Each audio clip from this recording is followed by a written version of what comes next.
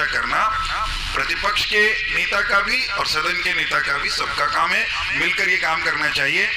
माननीय सदस्य, आप अपनी बात पूरी करें। बिल्कुल अध्यक्ष महोदय, मैं तो सिर्फ सदन की जो विकास के कार्य किए, भारत की 40 करोड़ जनता के लिए उसको गिना रहे हैं, लेकिन ये तो शुरू में देखिए संविधान के किस तरह धज्जे उड़ा रहे हैं, क्योंकि इन्होंने अगर काम करते तो शायद हमको करने की जरूरत पड़ती क्या। अभी तो विपक्ष में 21 सीट गिरा दिया। हमारे नरेंद्र मोदी जी के राज में देखिए देश किस तरीके विकसित हो रहा है। आप देश के अंदर देखेंगे कि एक भी व्यक्ति सड़कों पर नहीं लड़ रहा, एक भी व्यक्ति, और जब हम काम करते हैं तो विपक्ष बोलता चोर चोर मोहसिन भाई, पेट में उल्टा खोदा पार निकली चिड़िया।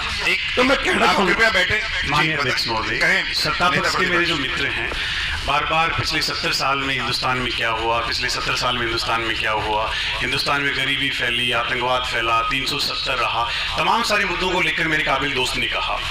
मैं माननीय अध्यक्ष महोदय आपके माध्यम से पूरे सदन का ध्यान इस बात की ओर आकर्षित करना चाहूंगा कि पिछले 70 साल में आधुनिक भारत की जो नींव 1947 से लेकर 1964 के बीच में रखी गई, IITs देश की आज़ादी के बाद बने, IIMs देश की आज़ादी के बाद बने, एम्स आज़ादी की बाद बने, PSUs बाद में बना, भिलाई राउरकेला जैसे स्टील प्लांट और भांगड़ा नांगल जैसा बांध, जिसको आधुनिक भारत का मंदिर कहा जाता है, वो भी आदरणीय प्रधानमंत्री पंडित नेहरू के नेतृत्व में किया गया। आज अंतर्राष्ट्रीय स्तर पर जिस नासा की बात होती है, उस नासा को चैलेंज करने के लिए इसरो का निर्माण भी पंडित नेहरू की सरकार के दौरान हुआ। आज नरेंद्र मोदी सरकार जिस मामले को लेकर के बार बार कहती है कि हम रक्षा के क्षेत्र में आत्मनिर्भर बनने जा रहे हैं, उस DRDO का निर्माण भी पंडित नेहरू की सरकार ने किया। आप कृषि के बारे में कह रहे हो कि आज नरेंद्र मोदी की सरकार के दौरान कोई भी सड़क पे नहीं बैठा। हमने सर पिछले 2 साल में लगातार किसानों को सड़क पे संघर्ष करते हुए देखा है। अभी मेरे काबिल दोस्त कह रहे थे कि खिलाड़ी गोल्ड मेडल ला रहे। सर, खिलाड़ी गोल्ड मेडल अपनी सहूलियत से लेके आ रहे हैं। हमने पहली बार हिंदुस्तान के लोकतांत्रिक इतिहास में खिलाड़ियों को सड़क पे बैठे हुए देखा। माननीय अध्यक्ष महोदय, 2 मिनट में और लूंगा आपकी। अगर कृषि की आत्मनिर्भरता के संदर्भ में बात करें, ग्रीन रेवोल्यूशन, हरित क्रांति, नेहरू सरकार, पंडित नेहरू सरकार के बाद में राजीव गांधी, इंदिरा गांधी सरकार के दौरान व्हाइट रेवोल्यूशन, बैंकों का राष्ट्रीयकरण, और फिर अगर रक्षा के क्षेत्र में बात करूं तो 1971 में वही आयरन लेडी इंदिरा गांधी के नेतृत्व में हमने पाकिस्तान के 2 टुकड़े कर दिए। आपका समय माननीय अध्यक्ष महोदय, 2 मिनट और लूंगा मैं।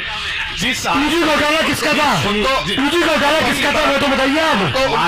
2G घोटाला किसका था? नोटबंदी किसकी थी? 3 दिन पहले 2G घोटाला किसका था? आपने ये देख नहीं 2G घोटाला की बात कीजिए। आपको 2G घोटाला चला, आप वो तो बोलिए। सत्ता पक्ष को सर में अभी सबने बना दिया। अभी सर आपको 70 साल में साथ दे रहा हूं। आप इतना बड़ा हमने बनाई खड़ा किया है। नेता प्रतिपक्ष जो कह रहे हैं नेता प्रतिपक्ष कह रहे हैं वही बात रिकॉर्ड में जाएगी। अपनी बारी में आप कहें। माननीय अध्यक्ष, 30 सेकंड में आप अपनी बात। जी माननीय अध्यक्ष महोदय, 70 साल का हिसाब मांग रहे हो, हिसाब दे दो, फिर मैं करंट मुद्दे पे आऊंगा। मैं अभी दोस्त कह रहे थे कि तकनीकी क्षेत्र में क्या किया, संचार के क्षेत्र में क्या किया। जिस डिजिटल इंडिया की बात आप कर रहे हैं, उसकी शुरुआत तो आदरणीय राजीव गांधी के नेतृत्व में 90 के दशक में हुआ। कंप्यूटर क्रांति, IT टेलीकॉम का जो जनक है वो राजीव गांधी को कहा जाता है। सर, जब लगातार देश की इकोनॉमी संघर्ष कर रही थी, LPG का कॉन्सेप्ट भी PV नरसिम्हा राव सरकार के नेतृत्व में कांग्रेस की सरकार ने करके दिखाया।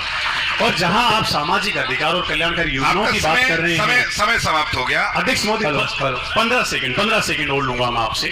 सामाजिक अधिकार और कल्याणकारी योजनाओं की अगर मैं बात करूं तो नरेगा, RTI एक्ट और RT ही, ये भी कांग्रेस सरकार ने। धन्यवाद अध्यक्ष महोदय। अध्यक्ष जी।